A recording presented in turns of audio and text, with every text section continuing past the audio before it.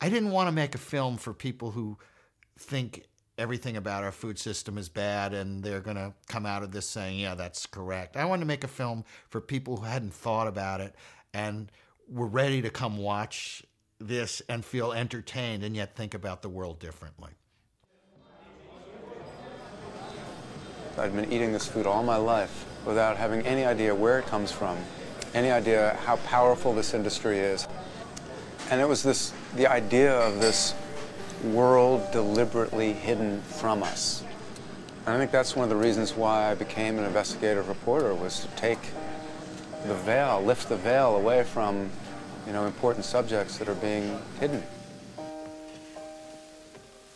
The way this project came about was that I had read Eric Schlosser's book, Fast Food Nation, and it was about the industrialization of fast food and how that fast food has changed much of our food. And I found it just a great book, and that really influenced me. And then Michael Pollan wrote Omnivore's Dilemma, which was really how corn becomes a key component in this industrialized food. When you go through the supermarket, what looks like this cornucopia of variety and choice is not. There is an illusion of diversity. There are only a few companies involved, and there are only a few crops involved. So much of our industrial food turns out to be clever rearrangements of corn. Ours is a story about a number of what I'd call American heroes who are involved in the production of our food. And they will make you think about it in a very different way. But I think you'll be very happy to meet all of these people.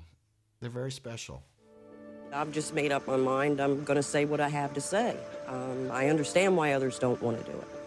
And I'm just to the point that it doesn't matter anymore. Something has to be said.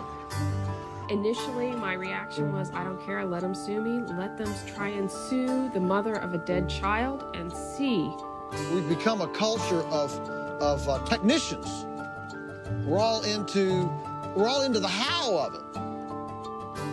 And nobody's stepping back and saying, but why?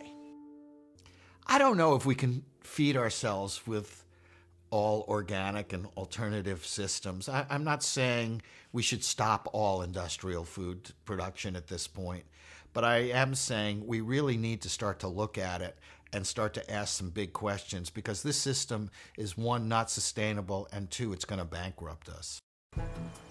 We're willing to subsidize the food system to create the mystique of cheap food, when actually it's very expensive food. When you add up the environmental costs, societal costs, health costs, the industrial food is not honest food. The reality is that organic is not an alternative. Conventional is some kind of radical alternative, and it has failed. We think in America that people should have the right to choose. They should have the right to know what they're eating, and we can make our own choices. And if you want to go to McDonald's, you should be able to go to McDonald's and buy a hamburger. If you want to buy industrial yogurt, you should have the right to choose that over Stonyfield if it's cheaper and you want to go buy it. But I'm realizing we're not being given the information what's in our food. The fast food industry fought against giving you the calorie information. They fought against telling you if there's trans fat in their food. The meatpacking industry for years prevented country of origin labeling. They fought not to label genetically modified foods.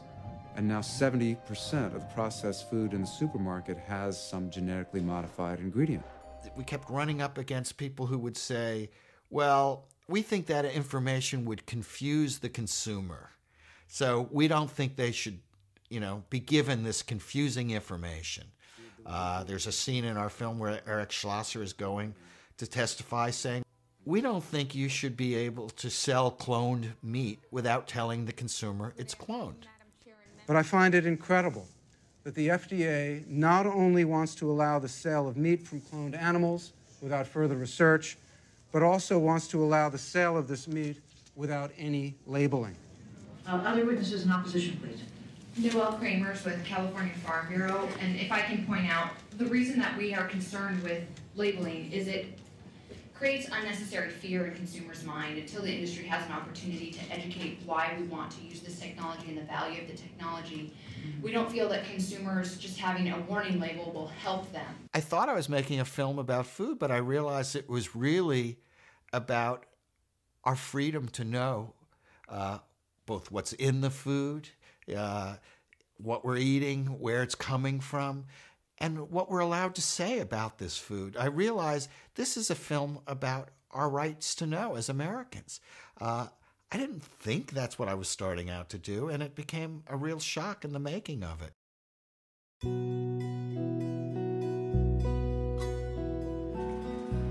The irony is that the average consumer does not feel very powerful.